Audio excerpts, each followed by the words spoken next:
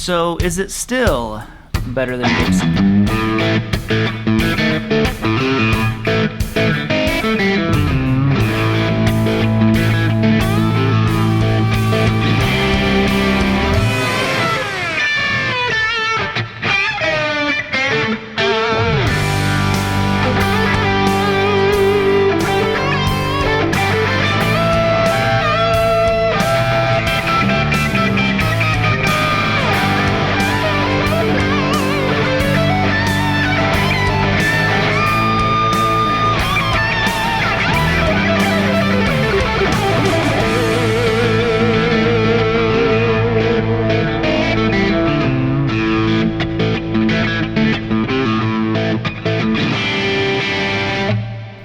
Okay, so this is a video that's been very requested from you guys. A couple months ago, I made a video with a pretty bold statement saying that this company made a better Les Paul than what Gibson did. And some of you have seen the guitar pop up again here in videos, and you've been asking me, do I still feel that way? And would I maybe think about reviewing the guitar again a couple months later? Now, the guitar in question is, of course, this right here. This is my Heritage H150 Artisan Aged. And I still feel the same way about it, honestly. But what I thought I could do differently in this video is compare it a little bit to what I like better on a Gibson, what I like better on the Heritage, and, you know, maybe help some of you make a decision if you're looking into getting one of these. Sorry, side note here, if you hear something in the background, it is our neighbor mowing. It's like 8:30 at night. I started to shoot this video earlier in the day. He was mowing. Hours later, how are you still mowing? Now, before we get too far into this video, I did reach out to the awesome people over at Sweetwater and asked if they would be interested in sponsoring this video because they sell these. I got mine from them 3 or 4 months ago at this point. I can't remember how long I've had it, but I've had it for a little while, and it's just a stunning guitar. It's the Artisan Aged one. Now, that's a very specific point that I'm going to talk about here a little bit later in the video, but if you want to check them out, those will be linked down below. Big shout out and thank you to Sweetwater for sponsoring it. And if you would, just hit the subscribe button and yo, slap your guitar and let's get nerdy.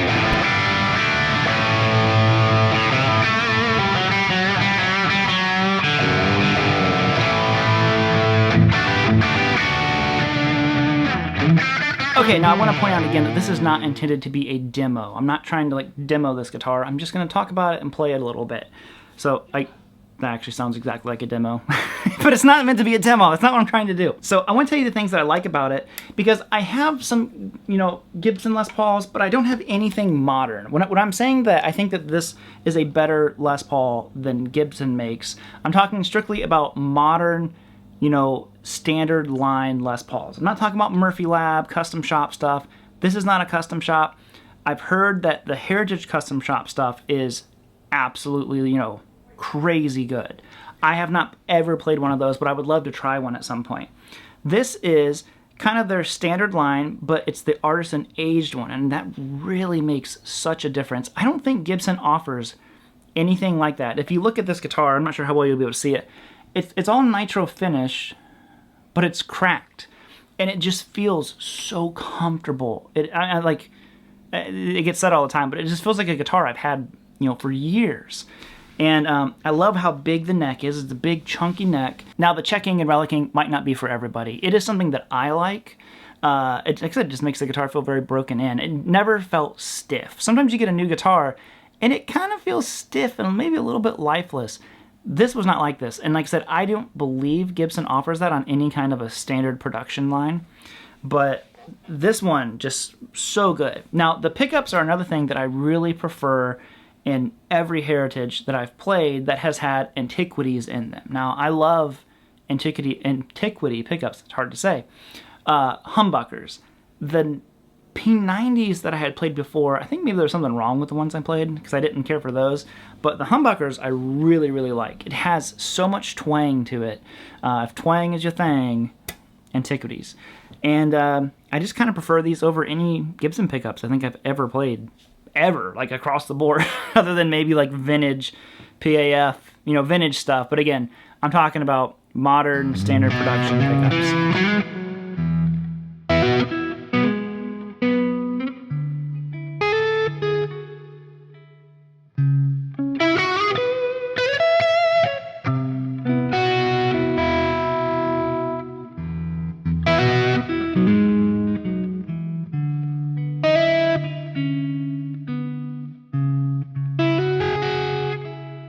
Okay, so let me hit you with a couple pro Gibson things, kind of negative heritage. These are the two biggest ones I saw from people. The first one being, of course, the issue of the headstock. Now, I still feel the same way. I don't love the Heritage headstock. I also don't think it's the worst thing ever. I don't dislike it. The Gibson one is classic. I love the Gibson headstock. Gibson headstock and a Strat headstock, dude, two of the best. This is not enough to make me not want this guitar. Obviously, I got it. But I can see your point. It's not the best headstock ever. There's some weird things here. Like, I don't know why. It's a very, rectangular headstock. And then they kind of just put this boring truss rod cover on here. I don't know. That could be definitely better. I'm going to change that at some point. The pick guard that comes on the Heritage, I do not like at all. I love a pick guard on a Les Paul guitar or a Les Paul style guitar. I took it off of this one immediately. Did not care for that at all. But the other thing that needs to be talked about is, of course, the price. Now, I know I'm holding up this one. These are not in the same ballpark of each other. This is just the closest thing I have to this for visual purposes. The Heritage cost pretty much the exact same as a Les Paul. That is where a lot of people were kind of like, well, I mean, does it play better and sound better and all those things? To me, yeah, I think the QC is better on it, at least the one that I have here, than other Les Pauls that I've played. But Gibsons hold their value far better than Heritage. If you buy this and try to sell it tomorrow, the Gibson is going to win, hands down, every single time. It's a much more sought after, brand, but you're also paying some for that name. So this is a smaller operation. So, probably a little bit more attention to detail on these guitars. It does raise the price up, a little bit on them, but I don't go into buying a guitar, and I might be weird for this, or I'm not recommending this, so this could be a bad idea. But I never go into a guitar buying it thinking that I'm going to get rid of it. As weird as that might sound, because I'm constantly selling, flipping, trading guitars. But when I buy something, I'm buying it because it does something very specific that I want. And I don't have any ambition or, thought that I'm going to get rid of it. Now, down the road, I might find something that does whatever this does better and maybe get rid of it or something like that. But for now, I love this thing. I think that it just kills it at everything I want it to do. I love the twanginess of it. That's largely the antiquities, but it just feels good. So I don't go into it thinking that. I'm thinking does it feel interesting to my left hand? Do I like the way that it sounds? Does it make me want to play? Does it make me want to write music?